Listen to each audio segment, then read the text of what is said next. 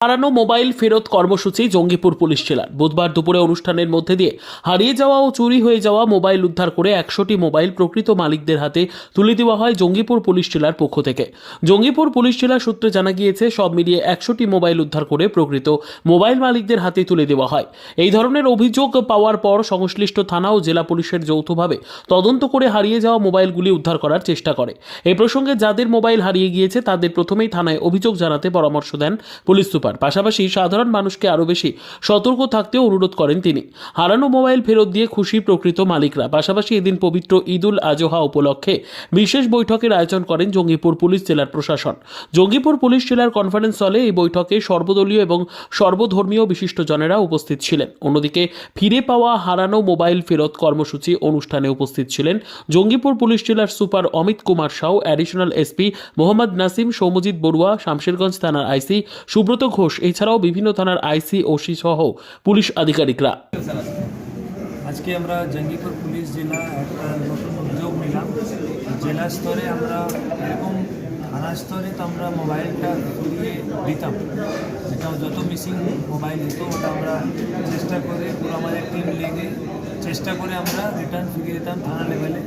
এবার থেকে আমি চেষ্টা করছি কি প্রত্যেক মাসে একটা আমরা অনুষ্ঠান করবো, যার মধ্যে এখানে ডেকে কিছু লোককে আমাদের তরফ থেকেও আমরা মোবাইল রিটার্ন চেষ্টা করবো। আর একটা নতুন সেকশনও আমি চেষ্টা করে এখানে খুলবো, যেটা একটা টিম থাকবে, যেটা মোবাইল মিসিং রিকভারি সেকশন মতন থাকবে, যেটা মেন উদ্যোগ থাকবে যত মোবাইল মিসিং হচ্ছে ওটা আমরা যত তাড়াতাড়ি গুরুত্বভাবে এটা আমি যে যার মানুষ হারিয়েছে, লিগাল ডকুমেন্ট সব কিছু আছে, ওদেরকে যত তাড়াতাড়ি সম্ভব আমরা রিটার্ন দিতে পারি।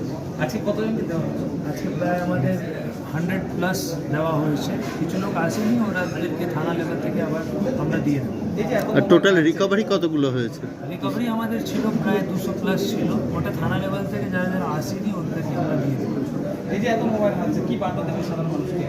আমি আগেও যেরকম যখন সবাই ছিল ওদেরকে আমি নিবেদন করলাম কি নিজের একটা মোবাইল একটা অনেক গুরুত্বপূর্ণ অ্যাসেট আমাদের আজকে জীবনে, অনেক গুরুত্বপূর্ণ ডেটা, খুব প্রাইভেট আমাদের অনেক ইমেজেস থাকে বা নিজের খুবই অ্যাটাচমেন্ট থাকে, ইমোশনস থাকে, ভিডিওসগুলো অনেকগুলো থাকে।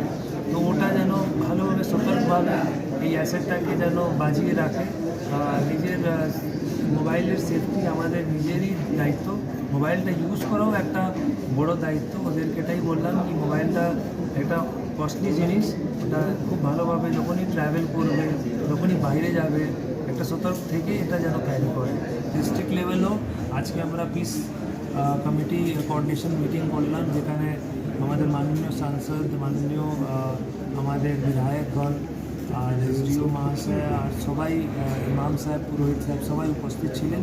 ওদেরকে বকরিদ, পবিত্র যে বকরিদ আসছে সামনে আগামী, ওদেরকে আমরা কিছু কিছু বার্তা দিলাম, ওদেরকে কথা শুনলাম।